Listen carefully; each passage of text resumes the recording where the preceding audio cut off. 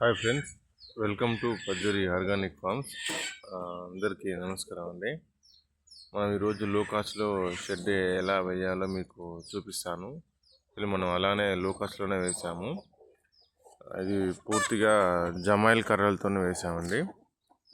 మీకు ఫ్రంట్ చూసుకుంటే కింద రేక్ కొట్టించాము, పైన మనకు ఫైబర్తో కూడిన జాల వేసినామండి. ఇది అంతే లో కాస్ట్ అని చెప్పేసి అలా వేసాము.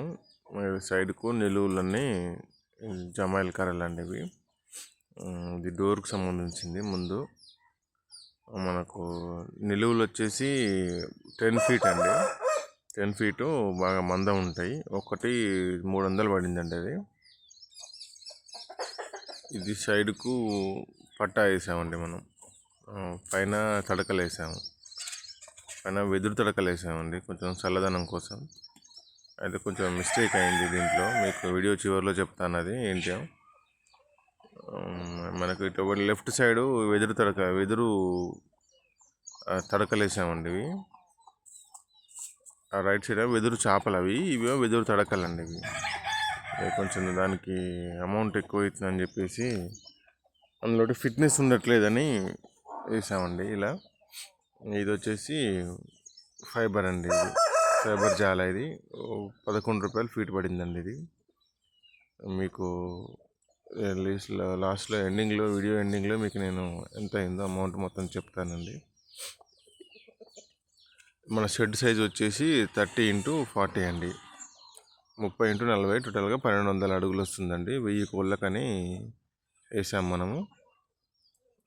లెఫ్ట్ సైడ్ వచ్చేసి మనకు ఇలా జాల కూడా ఉంటుందండి. ఇలా జాలతోటి పైన పక్కకు కర్టన్స్ కూడా కట్టుకున్నామండి, చలికాలంలో ఇబ్బంది కాకుండా. మనకి పైన కర్రలు 2 ఫీట్లకు ఒకటి వేసామండి, కొంచెం దానివల్ల కొంచెం ఇబ్బంది అయింది. ఇవి సైడ్ కర్రలు అనమాట. ఇవి మధ్యలో కొంచెం పార్టీషన్ చేసానండి. మనకు అవతల బ్రూడింగ్ సిస్టమ్ పెట్టాము చిన్నపిల్లలకు. మనం కొన్ని చిన్నపిల్లలు పెంచాము, ఒక 200.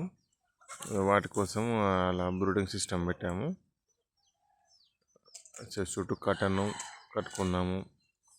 మనకి ఇది కోళ్ళు నిలబడడానికి, నైట్ పూట పడుకోవడానికి ఇట్లా నిచ్చెనలాగా సెటప్ చేసామండి. రాత్రిలో కోళ్ళు దీనిపైన పడుకుంటాయి. కింద మనం నేలనే ఉంచామండి, డైరెక్ట్ మట్టి పోసుకొని నేలనే వదిలేసాము. కోళ్ళు మంచిగా దూకొని ఫ్రీగా ఉంటాయండి, వాటికి అలానే ఇష్టము. కోళ్ళు కింద మొత్తం బాగా దూకుంటాయి. ఇంకా సైడ్ కూడా డోర్ పెట్టామండి. దీంట్లో కొంచెం పార్టీషన్ చేసేది ఉంది. ఇటు సైడ్ వస్తే మా చుట్టూ కర్టన్స్ పెట్టానండి, పైన కర్రలు. ఇటు సైడ్ వస్తే ఇది బ్రూడింగ్ సిస్టమ్ అండి. ఇది ఒక పార్టీషన్ చేశాను. దీనికి మనకు ఇంక్యుబేటర్ ఉంది కాబట్టి ఎవ్రీ వీక్ పిల్లలు వస్తాయి. మనం దీంట్లో బ్రూడింగ్ చేసి సేల్ చేస్తూ ఉంటామండి. ఈ తార్పాలిన్ పెడితే కొంచెం ఫ్రీగా, తార్పాలిన్ పెడితే మనకు కొంచెం ఎక్కువ టెంపరేచర్ ఉంటుందని తార్పాలిన్ పెట్టామండి. దానికోసం బ్రూడింగ్ కోసం నీట్గా ఊడ్చేసి పేడ నీళ్ళు చల్లుకున్నామండి, స్మెల్ రాకుండా. వాసన వస్తే చిన్నపిల్లలు కదండి, తట్టుకోలేవండి. ఇంకొకటి రైట్ సైడ్ కూడా పార్టీషన్ చేశానండి. ఇటు మనం దీంట్లోనే అన్నీ పెడుతున్నాం. ప్రస్తుతానికి పెద్ద షెడ్ కాబట్టి వాటర్, మెడిసిన్, దానా అంతా దీంట్లోనే పెడుతున్నామండి. మనకు ఇది రైట్ సైడ్ పార్టీ, దీంట్లో కోళ్ళు పొదిగేస్తామండి. మన ఓన్ బ్రీడింగ్ పర్పస్, మన ఓన్ బ్రీడింగ్ చేసుకోవాలనుకున్నా, సేల్ చేయాలనుకున్న చిన్నపిల్లలు దీంట్లో కోళ్ళను పొదిగేస్తా అండి. ఇంకా కొన్ని టార్పాలిన్స్ కూడా ఉన్నాయి. ఇంకో షెడ్ కూడా వేసేది ఉందండి. కోడి పొదిగేసాను. ప్రస్తుతానికి 15 డేస్ అయింది. ఇది తొందరలోనే పిల్లలు వస్తాయి మనకు. ఇలా అండి, సైడ్కి అయితే ఫుల్గా డోర్ కొట్టిచ్చేసాను. బాత్రూమ్ రేక్ సంబంధించిన బాత్రూమ్ డోర్కి మనం కొట్టే రేక్ అండి ఇది.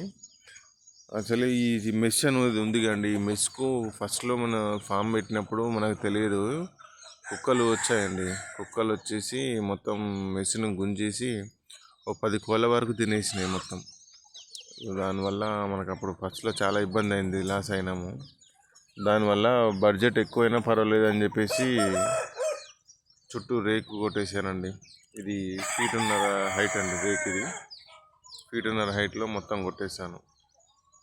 ప్రస్తుతానికైతే కుక్కల బాధ తప్పింది, కానీ కొంచెం పాముల బెడద వచ్చింది. మనం కర్రలతోని డోరు పెట్టాం కాబట్టి అటొక్కర్ర ఇటొక్కర్ర నాటి మా డోర్ చేసాం కాబట్టి కర్ర వర్షాకాలం పచ్చిగున్న కర్ర తీసుకొచ్చి పెట్టామండి. అది ఎండిన తర్వాత మొత్తం బెండ్ అయిందండి. బెండ్ అయ్యి కొంచెం సందు అయింది. ఆ సందుల నుంచి రీసెంట్గా ట్రాన్స్ఫార్మ్ కూడా వచ్చిందండి లోపలికి. అలా కర్రలతోటి లో కాస్ట్లో షెడ్ వేస్తే కొంచెం ప్రాబ్లం వస్తుందండి.